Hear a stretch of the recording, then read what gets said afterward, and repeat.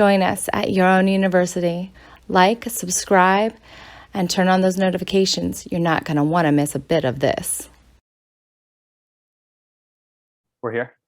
We're here. Cool. All right. Well, welcome back to next podcast. Podcast 8, Lisha tells me. I've lost count myself. Love number 8, thinking of numerology, number of success.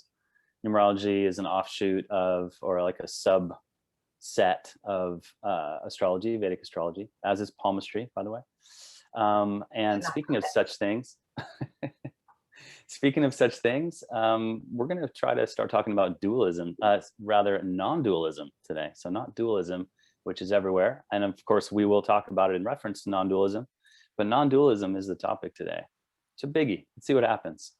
I'm going to just, I'm going to just go ahead here and start by reading a couple of definitions. Just looked up on Google. I looked them up on Google. So one of them here is from Taoism, which I'm fond of. I spent a bit of time with a teacher I love named Lu Ming. Charles Bellier was his given name. He wrote the Tao. Oh no, I'm forgetting the name. I'll have to get back to you on the name of that book. But it's phenomenal. It goes through the different stages or aspects, I'd like to say, of consciousness. And I would bet you it's a non-dualist tool. So let me read a couple of these definitions, and we can go back to what some of the things are involved in dualism, rather non-dualism. So funny, I keep saying dualism. Maybe we'll talk about both. Well, yeah. I mean, dualism is like what's going on everywhere. So here we go. Here's non-duality. Taoism, to start with, Taoism is the concept of non-duality. Tao is one unified whole that originates all the elements of the universe.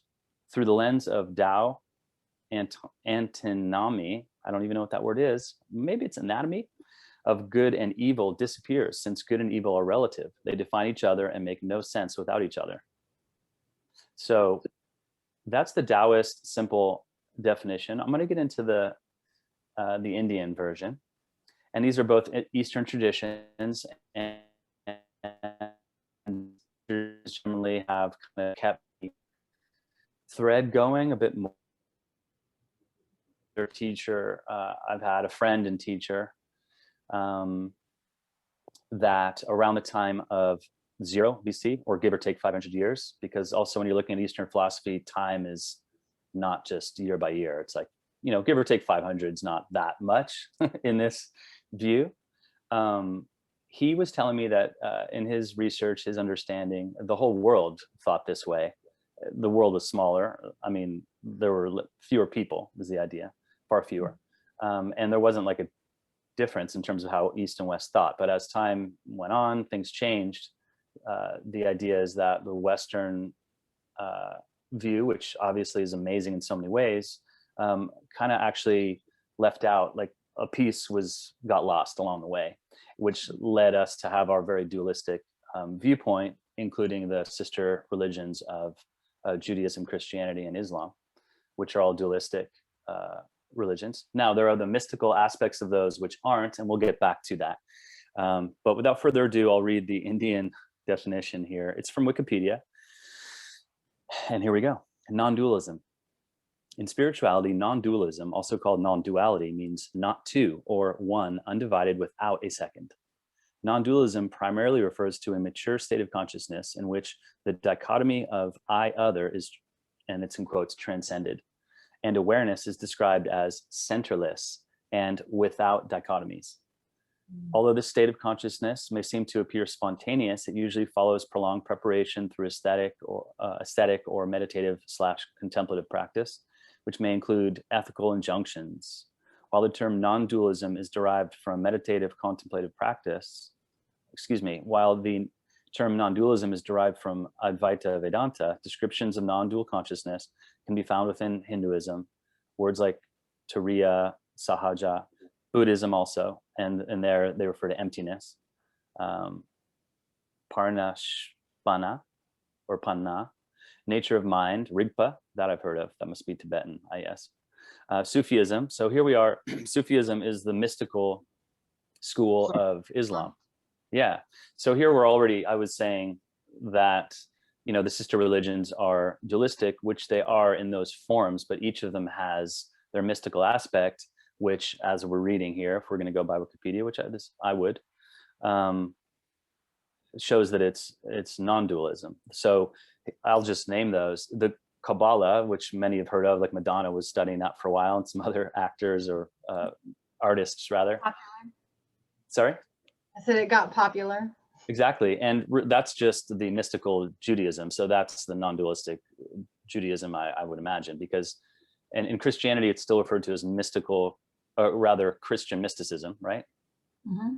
Yep. But that's non-dual within this. And then Sufism is, which Rumi was known for.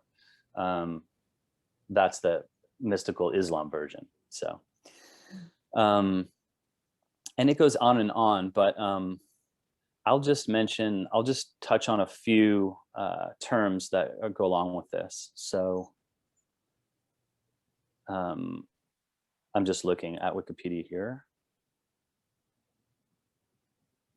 So yeah, it's associated with classical Advaita Vedanta, which is obviously very Eastern Indian, Shaivism, Tantra, Nath, so Kashmir Shaivism, and that's what I studied more intensely than the rest.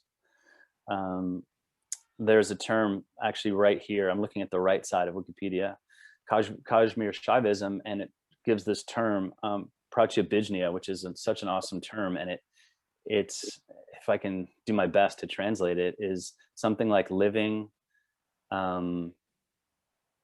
it's both living viscerally, it's like when everything comes together as it should, so kind of referring back to the koshas, and when you have everything in equilibrium, all these aspects of yourself, then there's like a flow happening where you're both conscious and yet you're completely active. So, you know, these things can be separate. One can just be a total thinker and just philosophizing about something, or like there's academia, and one can be just a complete doer, right? Or just completely in action. And pratyabhijna is the confluence of those. And that is the state, according to as I understand it, Kashmir Shaivism is pointing to, that's the sweet spot. That's where to be. Right, that's where we want to be, right? Exactly. All of this is bringing up something that just happened in my life that okay, cool. Let's hear about it. Might be kind of controversial, actually. But maybe not. I think we're probably already getting into controversial stuff. So. And it also separates it from the religious aspect, because there's a unification, like John 17 in Christianity is like, we are all one, like Jesus is just praying, right? And basically the prayer is like, help them realize that I'm one with you, you are one with me, and we're all one. Like, cut and dry, that's what it says. And it's one of my favorite passages, because it is this non-dualism. I mean, right there, it just says it, like, boom. But then, like, I just had this woman in my life who I agreed to bring on my platform, who didn't show up, and she messaged me, and she was like, oh, well, you know, I just don't live in the 3D world. I'm just 5D. Oh, I'm all universal. I'm all non-dualism, right? It's all one. And I'm like, well, if it's all one, why'd you treat me like shit? Right? Why do you disrespect me if you're so hyper spiritual? Because this is like the spiritual community, right? We're not religious. You're not following Eastern or Western religion. But there's this like, we're all one. And since we're all one, I can just go with the flow and I can treat you like poop, right? I don't have to have respect for what's happening in this world and in this body.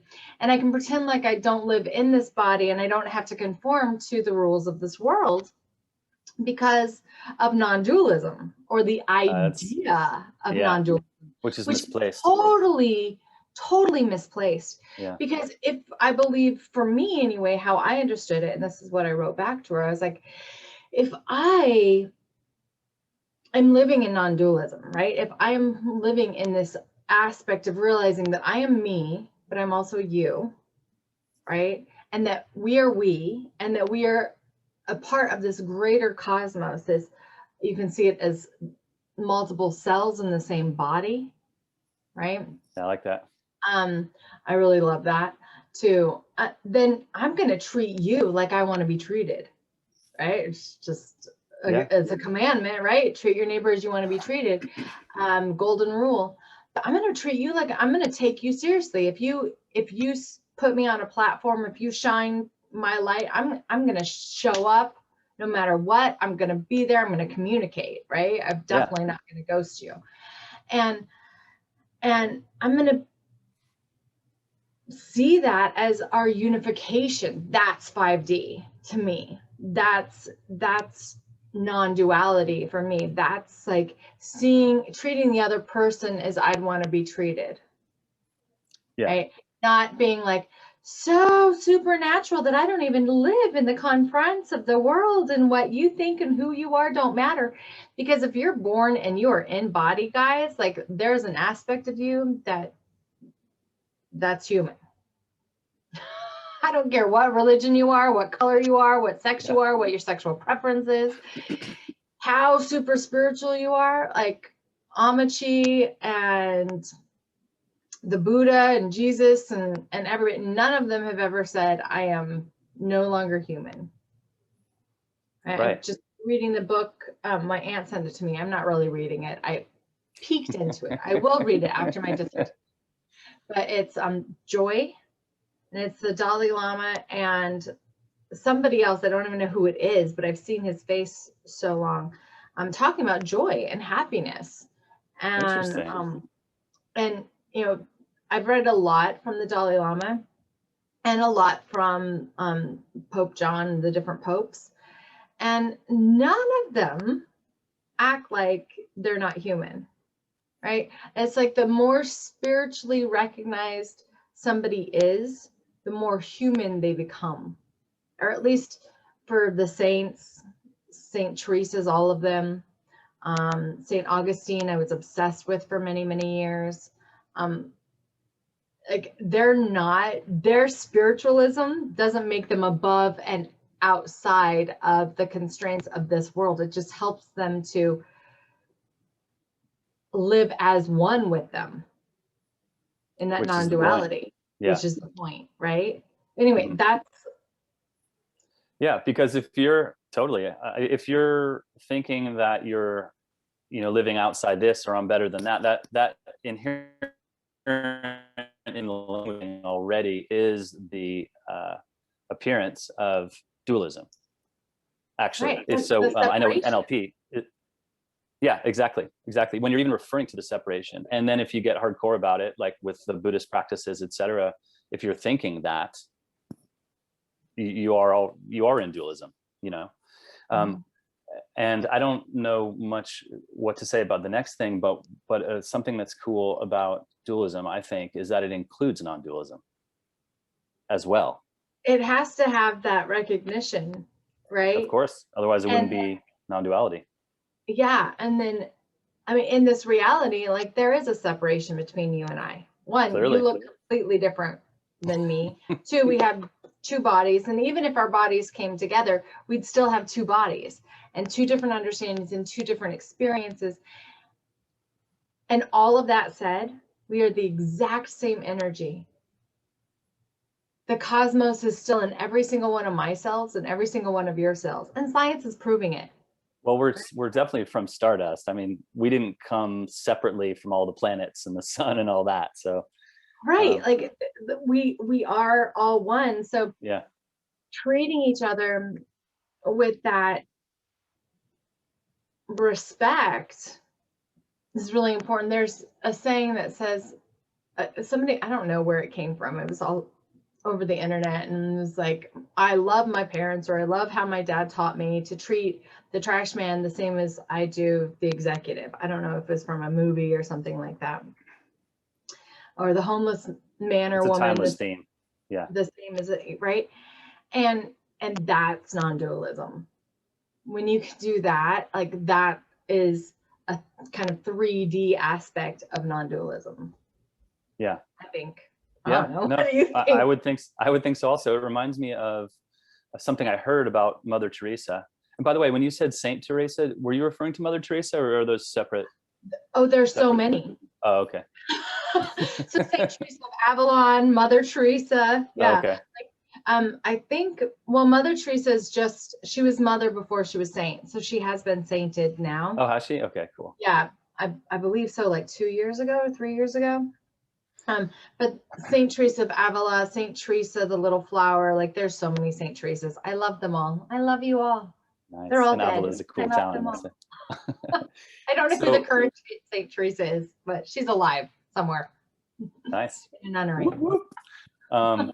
Well, I heard something about Mother Teresa, that, when someone like asked her or said something about, oh, you're such a saint, or some big praise, right? She'd explain, like, this is my practice, actually. This is not necessarily easy for me either, but this is my practice. And Yeah. I would, so what does that mean? It's, one could surmise that it would be her practice of being whole, of being fully human, of giving to the larger population that she's a part of, the world. So, And she viewed people in that non-dualism, right? By being able to treat so much of the sick and truly, truly needy yeah, in the world.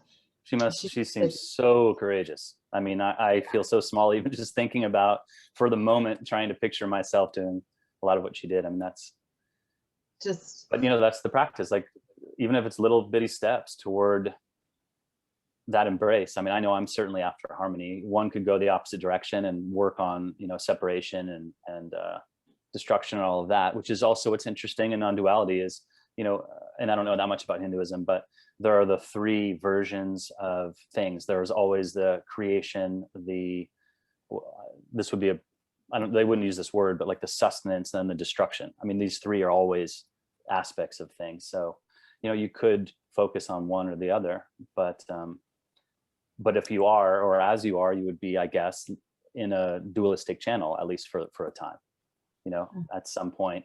Because you'd be focusing on the separation. And I think or that one instead of the other. Yeah. We all do that when we separate ourselves from one another, when we realize that there's separation from one another.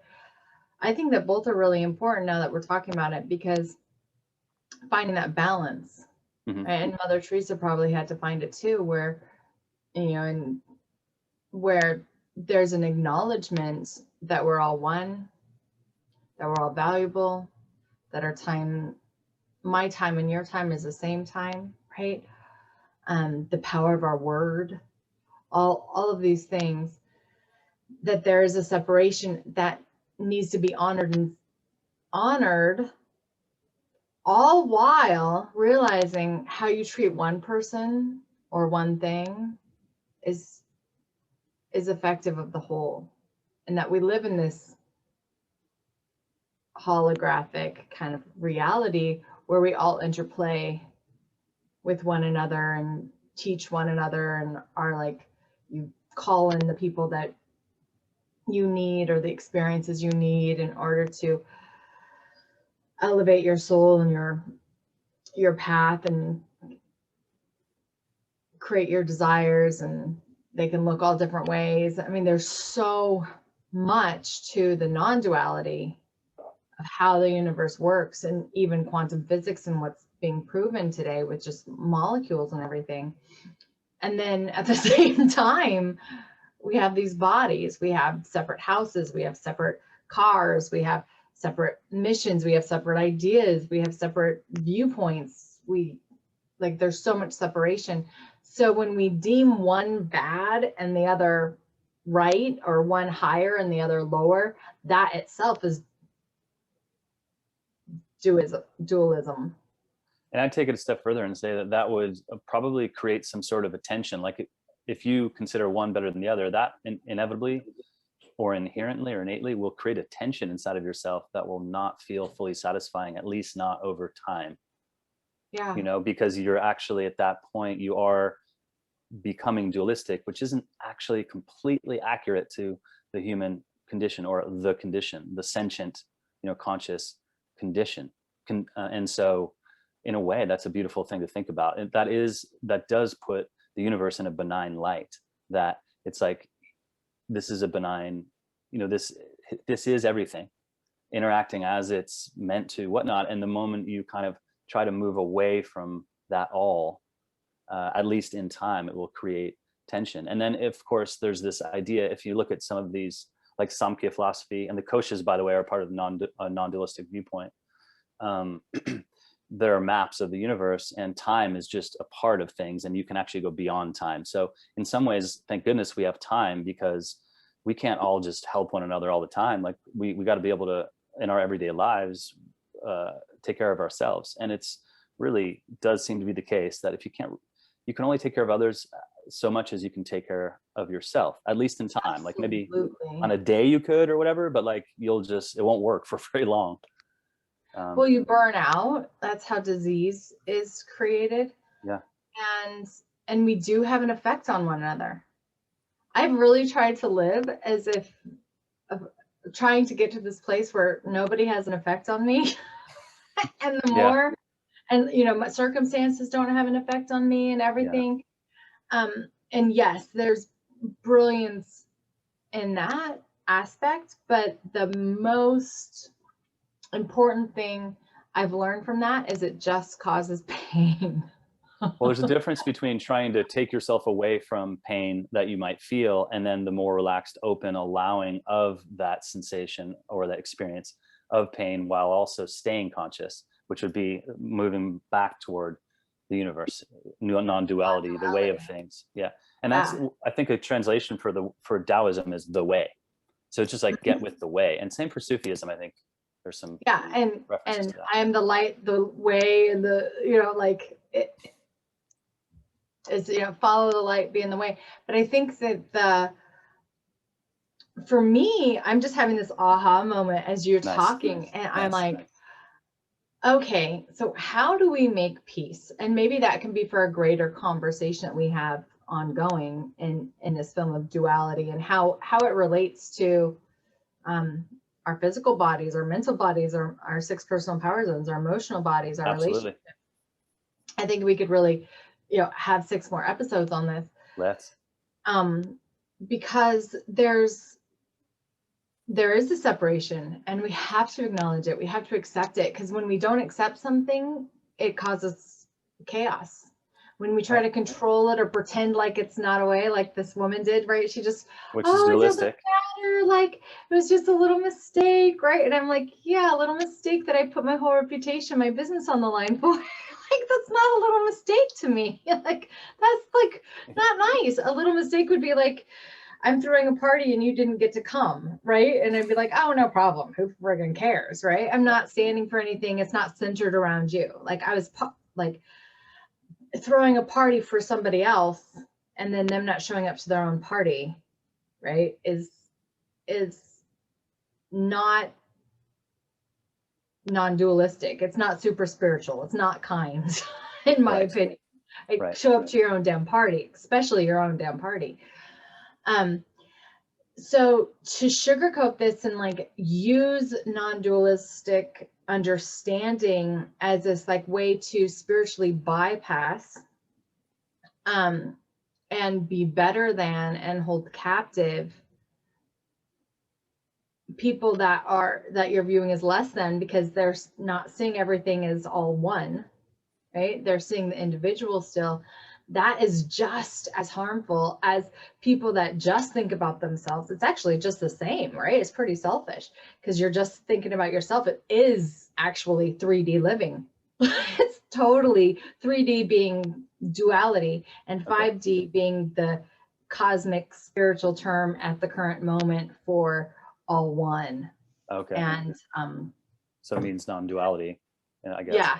Okay. So non-duality being 5D or more non-duality. What's 4D then? In between? Anyway. 4D is like that in between. Yeah, it's like mental, spiritual energy. It's like between death, right? It's like higher consciousness still, but it's not telepathy and instant manifestations and living heart-centered. Right? It's still some logic from what I understand, and everybody has a different definition. So I'm just kind of listening to everybody's definition of the different elements and being like, okay, Okay, that goes together. I don't have my own definition and I don't have it pulled up. But there's a selfishness to either or. If you feel like um it's the only way. Right. And that selfishness, I think, creates the duality, right? Whether you're too good to play in this world because you're so hyper spiritual and amazing, or you're only playing in this world and it's all about money and getting things done and, you know, whatever that looks like.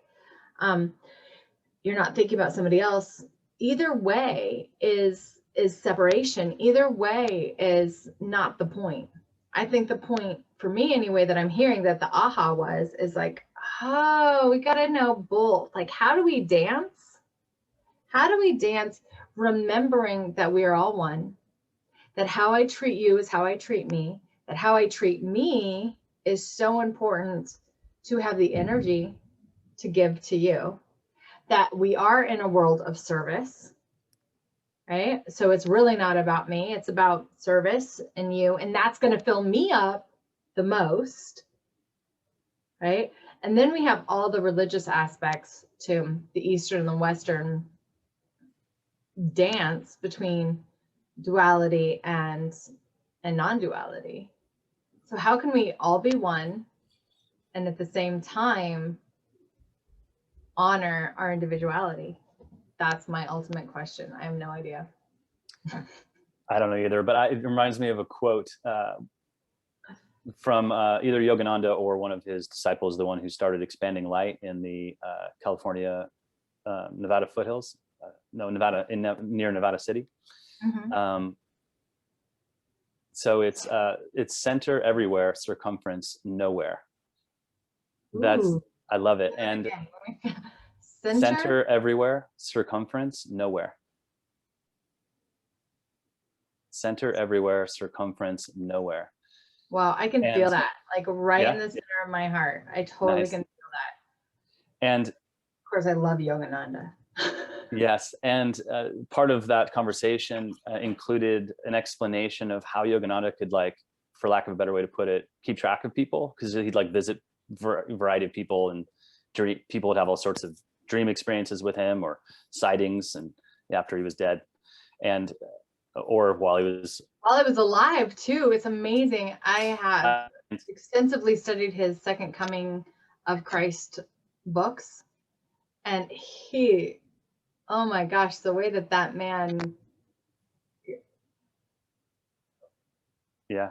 masterfully, I mean, just like Christ, I mean, just miraculously managed being human, and the universal energies is fucking incredible. Anyway.